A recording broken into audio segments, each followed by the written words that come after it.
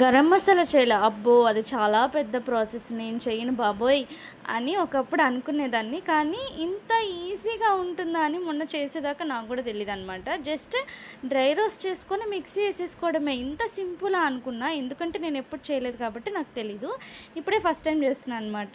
ఇది కూడా మా మమ్మీని అడిగి చేస్తున్నాను. ఇంతకు ముందు వరకు మమ్మీనే చేసి పంపించేది. సో, ఇప్పుడు మమ్మీ రావడానికి కుదరట్లేదు కాబట్టి ఇంకా నేనే చేసుకుంటున్నాననమాట.